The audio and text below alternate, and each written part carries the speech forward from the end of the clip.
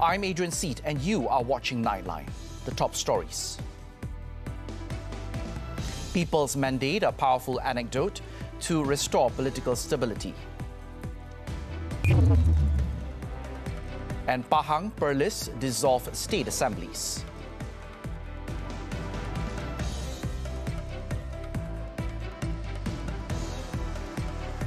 Thanks for joining us. The People's Mandate is the powerful remedy to restore political stability and to form a strong, stable and respected government in the country after the 15th general election GE15. Prime Minister Datuk Seri Ismail Sabri Yaakob, in reiterating the matter, said he is confident that Malaysian families will use their rights to elect a government that is capable of maintaining harmony and unity. Pada 10 Oktober lepas, saya telah mengumumkan pembubaran Parlimen ke-14 setelah mendapat perkenan ke bawah duli Yang Maha Mulia Sri Paduka Baginda Yang di-Pertuan Agong Al-Sultan Abdullah Riayatuddin Al-Mustafa Billah Shah.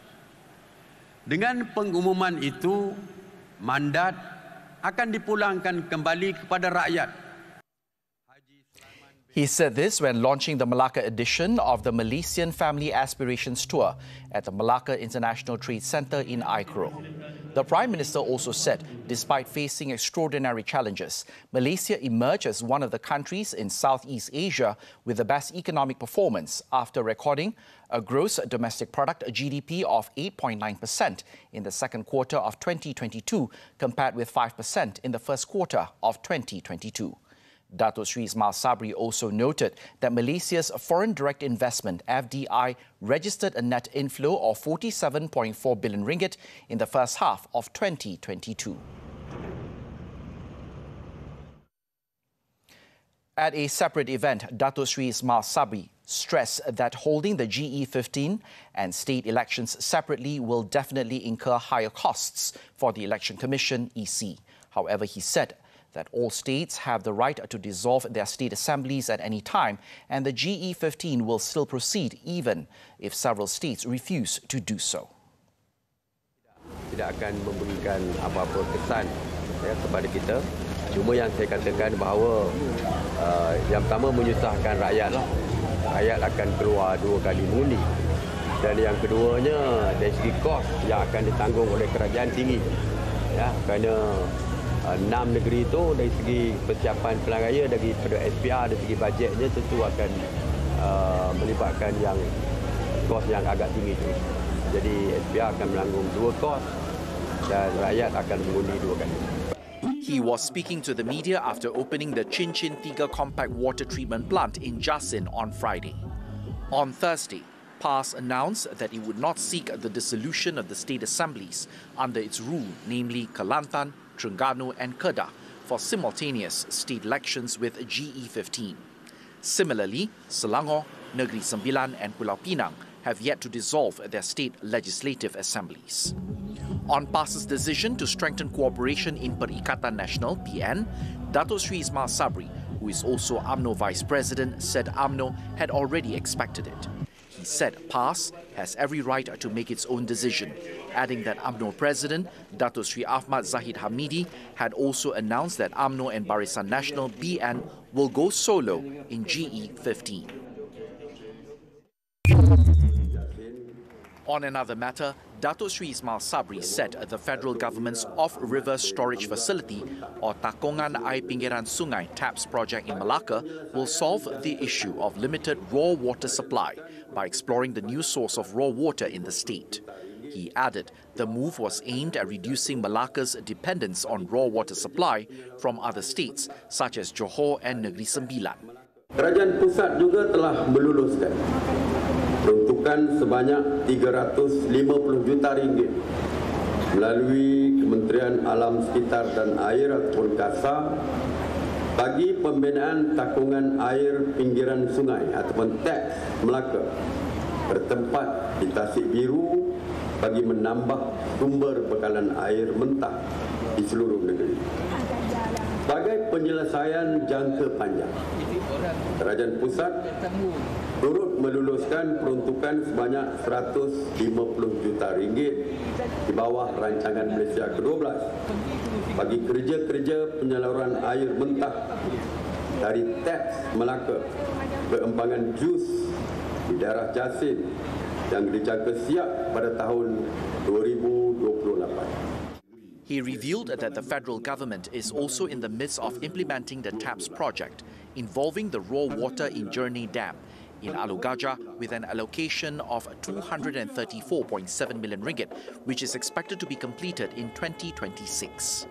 Other than the TAPS project, Datuk Sri Ismail Sabri said a sum of 600 million ringgit had also been approved by the government through the Department of Irrigation and Drainage for the construction of the dual-function pool in Krubong for flood mitigation and water resources. The project is to upgrade the existing flood mitigation pool to a dual-function pool to solve the flooding that often occurs in the downstream areas of Sungai Melaka, while at the same time serving as a storage pool for raw water supply before it is channeled to the Durian Tunggal Dam. Now, the Prime Minister wants to restore political stability and to form a strong, stable and respected government in the country after GE15. For that, what should his coalition, the Barisan Nasional BN, do? According to geostrategist Azmi Hassan, it has to start with BN's list of candidates. And that will be unveiled on nomination day. The coalition, according to him, has to convince the Rakyat that it has a competent selection of candidates and that will reflect the type of ministers who will sit in the new cabinet. Regarding a stable and a formidable government, I think that's the key for Barisan Nasional campaign. Barisan Nasional need to convince the people that give Barisan Nasional a strong mandate, then Barisan Nasional, the Prime Minister, can appoint cabinet ministers according to their expertise.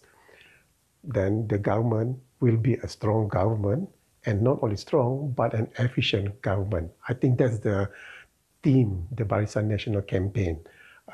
Give her a strong mandate, then you will have a strong and capable government, plus the ministers that can perform the job. I think that's the most important thing that the people want to hear from Barisan Nasional. In Kuantan, the dissolution of the State Legislative Assembly was announced by Menteri Besar, Datuk Sri Wan Rosdi Wan Ismail, in order to enable the state polls to be conducted simultaneously with the nationwide polls. Sekiranya Pahang tidak menyertai pilihan raya umum ke-15 sekarang, ia hanya akan menyebabkan kita terpaksa melalui proses pilihan raya sekali lagi di peringkat negeri kelab. Perkara ini sudah pasti memerlukan penggunaan sumber tenaga, masa dan fokus yang tinggi dan ia boleh dielakkan sama sekali sekiranya Pahang menyertai pilihan raya umum ke-15 bersama-sama kerajaan persekutuan sekarang. In Perlis, its state assembly was also officially dissolved on Friday. Datuk Sri Azlan said he had an audience with the Raja of Perlis with the State Assembly Speaker Datuk Hamdan Bahari at Istana Ara on Thursday afternoon. The announcement of the dissolution came after the Menteri Besar announced that the amendment to the Perlis State Constitution, or the Anti-Party Hopping Enactment, will come into force on November the 1st. Over in Perak, after being granted an audience with the Sultan of Perak, Sultan Nazrin Shah, on Wednesday to seek the state ruler's consent to dissolve the State Legislative Assembly, Menteri Besar Datuk Sri Saarani Muhammad was summoned for another audience with the ruler on Friday. Datuk Sri Saarani said this when met by the media after attending the Perak Islamic Education Excellence Awards ceremony. His vehicle was seen entering the Istana Kinta grounds in Ipoh at 11:50 a.m. and left half an hour later. However, no announcement has been made by the palace or the Menteri Besar's office regarding any decision regarding the dissolution of the Perak State Assembly. Meanwhile, two of Pakatan Harapan's three states, Selangor and Negeri Sembilan, have said that they will not dissolve their legislative assemblies. While there is no decision yet on Pulau Pinang State Assembly dissolution, the DAP leader has asked Pakatan Harapan PH to rethink its decision to hold state elections separately from the general elections. DAP National Legal Bureau Chairman Ram Kapal Singh said PH-led states had announced they would hold state elections next year. But now that the parliament is dissolved, the Rakyat will come out to vote. The DAP leader then asked, should these PH states burden their Rakyat more by insisting they come out to vote again next year for state elections? The incumbent Bukit Gelugur MP said he has been on the ground in Pulau Pinang, and the feedback that he got from the people was that they do not want separate elections. Ram Kapal also said that there was nothing unprincipled in holding concurrent elections now, as it is certainly in the interests of the Rakyat. He thus appealed to the PH leadership to seriously consider holding simultaneous parliamentary and state elections now in all its states. The setting up of the National Scam Response Centre NSRC will enable swift and integrated action be taken to stop the outflow of funds, as well as against scammers and cyber criminals. Minister in the Prime Minister's Department for Parliament and Law, Datuk Sri Wan Junaidi Tuanku Jaafar, said the formation of the NSRC, which was announced in the 2023 budget, is one of the initiatives taken by the government to tackle cyber fraud cases more effectively and collectively.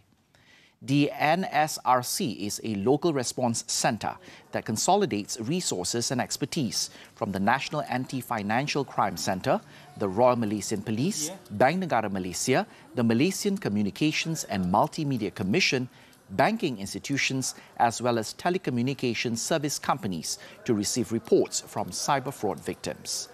Datuk Sri Wan Junaidi said immediate action by the victim to contact the NSRC or their bank was important to enable action to block the withdrawal of the victim's money by the banking system.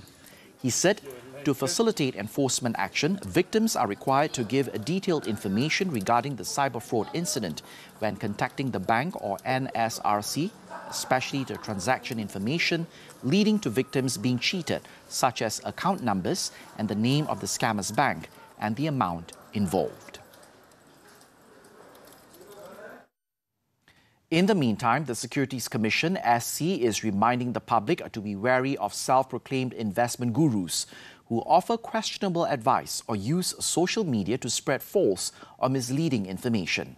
Its chairman, Datuk Sri Awang Adik Hussein, said there has been increased use of celebrities or influencers to promote retail investment offerings on social media. Jadi, they have to be responsible. Tambah-tambah yang dilesenkan oleh SC, they must behave in certain ways yang mana tidak menimbulkan masalah dari segi rakyat ataupun pelabur terasa tertipu. Ya. So they must behave lah.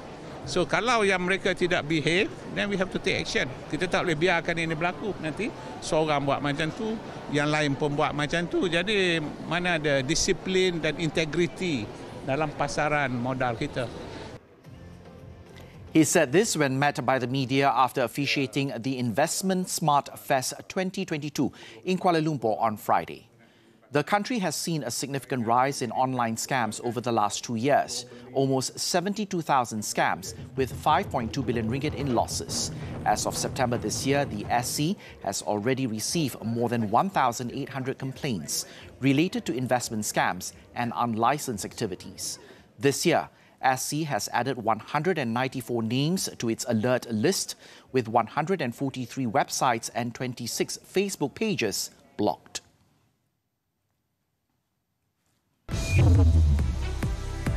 Liz Truss fires Finance Minister Kwarteng after tax plan sent pound crashing. More from the foreign front when we return. Stay tuned.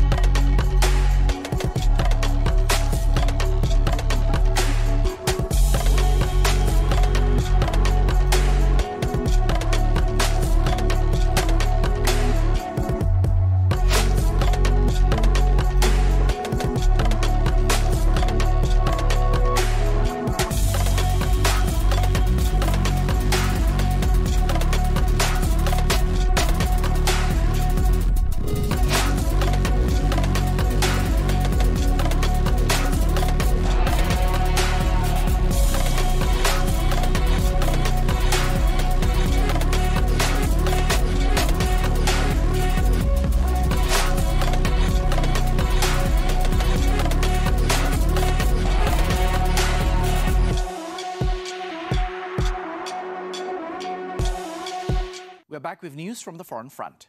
UK Prime Minister Liz Truss on Friday fired her Finance Minister, Kwasi Kwarteng, and ditched a big part of her discredited economy strategy in a desperate bid to rescue her month-old premiership. According to a Downing Street spokesperson, Kwarteng was sacked after determining that speculation over his political future had become a distraction that was not in the country's interest. In a letter posted on Twitter, Kwarteng said he had agreed to stand aside as the request of Truss, adding he believed her vision of optimism, growth and change was the right one and pledging support. As for a replacement, Truss has appointed former Foreign Minister Jeremy Hunt as Britain's new Finance Minister. At a Downing Street news conference, Truss said she was scrapping plans to reverse an increase in business taxes, a move that will save $20 billion after a revolt by investors and members of her own Conservative Party. Thousands of people across Australia's southeast were asked to evacuate their homes on Friday, including some in a western suburb of Melbourne, after 2 days of incessant rain triggered flash flooding.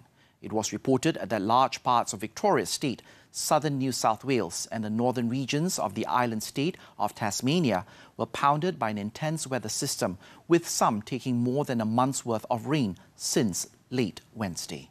Many rivers in Victoria, including the Maribyrnong in Melbourne's west and the Goulburn further north, reached major flood levels, prompting the nighttime evacuation of residents. Although heavy rain is expected to ease from late Friday, the Weather Bureau has warned of another potential wild weather system next week. Devastating floods have repeatedly struck Australia's east coast since early last year because of a multi-year La Nina weather phenomenon which brings more rain. In Cambodia, at least 9 students were killed after the boat they were on capsized in the Mekong River southeast of Phnom Penh.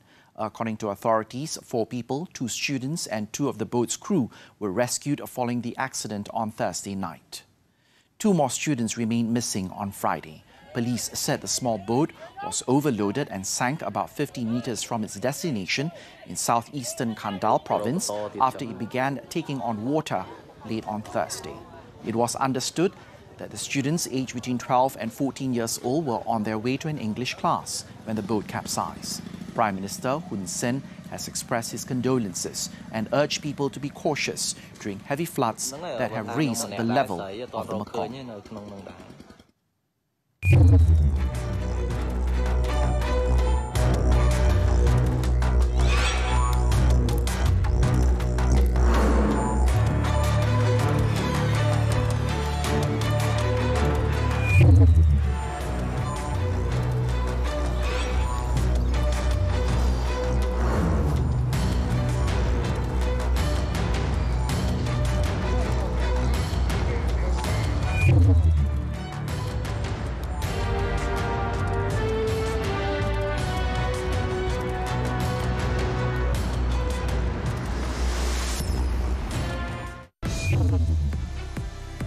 Marixco clinches 4th Le Tour de Langkawi stage win. Sports after this short break.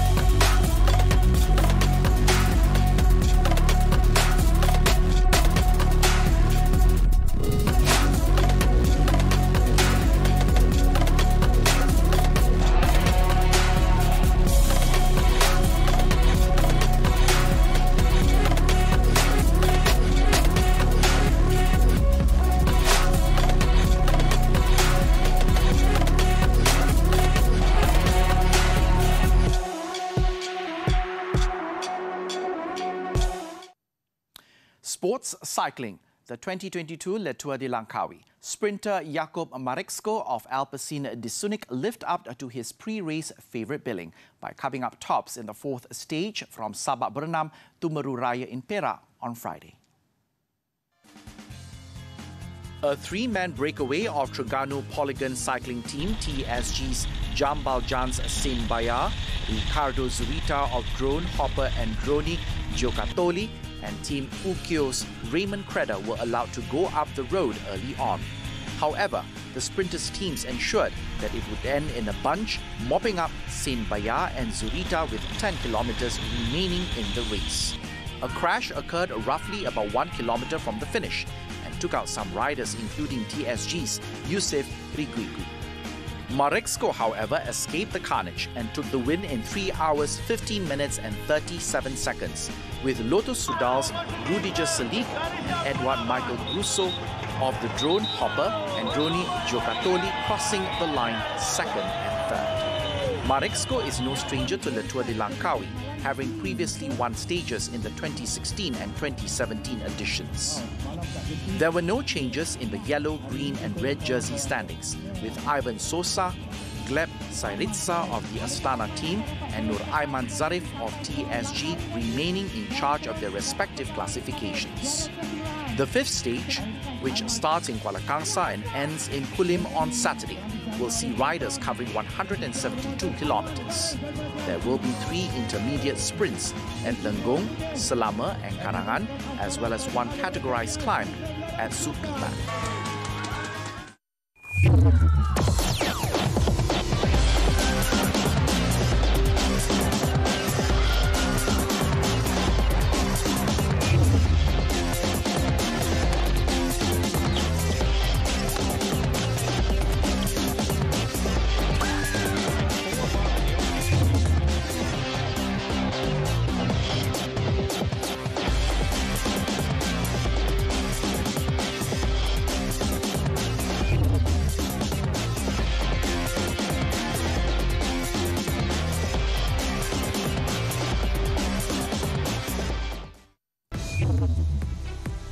Still to come, illegal drug processing lab busted with arrest of couple. Stay with us.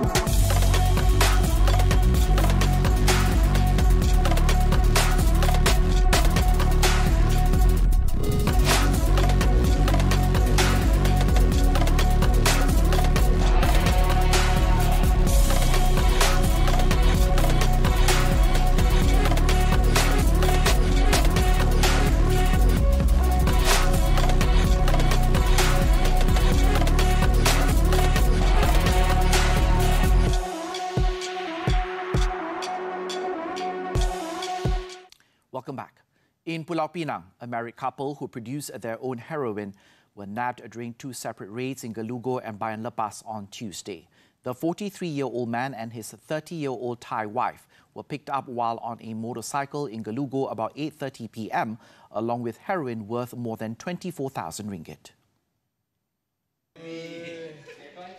The suspects then led police to their rented house in Kampong Bukit Bayan Lepas, where the raiding party uncovered an illegal heroin processing laboratory.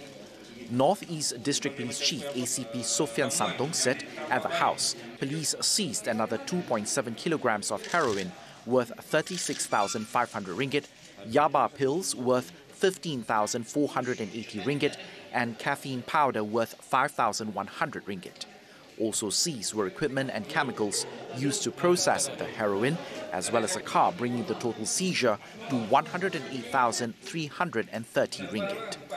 The couple were believed to have produced the heroin themselves before selling them to the local market and are believed to have been active since January this year. The man's urine test came back positive for drugs and he had a previous record. Both of them had been remanded for 6 days until October 17th under Section 117 of the Criminal Procedure Code. The case is being probed under Section 39B of the Dangerous Drugs Act. In Kuala Lumpur, 11 individuals, including a woman, were charged in the magistrate's court on Friday with the kidnapping of a Palestinian man last month. According to the charge, they were alleged to have detained Omar Abdel Baizi Reda at Jalan Mayang on September 28th with a common intention to obtain secret information on deactivating computer software used to hack mobile phones. The accused was charged under Section 3 of the Kidnapping Act 1961, read together with Section 34 of the Penal Code, which provides for the death penalty or life imprisonment and whipping if convicted. No plea was recorded as the case falls under the purview of the High Court. The court then set December 15th for mention, and all the accused were taken into custody after the court denied them bail. Over in Selangor, a 39-year-old engineer from the Public Works Department pleaded not guilty at the Shah Alam Sessions Court to a charge of accepting a 20,000 ringgit bribe in relation to a slope maintenance project 2 years ago. According to the charge sheet, the accused, Izwan Mashuri, allegedly accepted the money from Khairul Fahmi Mat Khairi through an online money transfer from an account belonging to Uji Teguh Resources to an account belonging to SBR Consultant. Izwan, who was charged under Section 165 of the Penal Code, faces a jail term of up to 2 years or a fine or both if convicted. Sessions Judge Rozila Saleh allowed Izwan conditional bail of 35,000 ringgit and ordered the accused to surrender his passport to the court. She also ordered that the accused report to the MACC headquarters monthly until the case was disposed of. The next case mentioned is set for November the 9th.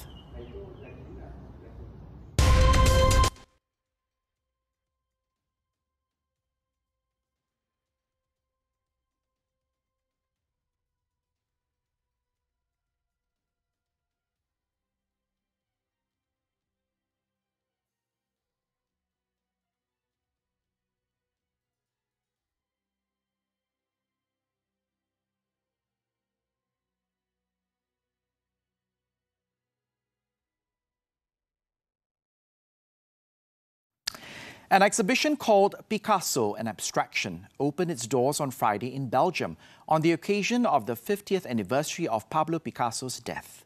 Now, the exhibition, which is held at the Royal Museum of the Fine Arts, investigates the paradoxical relationship between Picasso and abstraction, an artistic movement of which the Spanish painter was a convinced detractor and unintended precursor. Let's take a look at the exhibition as we wrap up Nightline this time around. With that, I'm Adrian Seet. Thank you for watching and stay safe.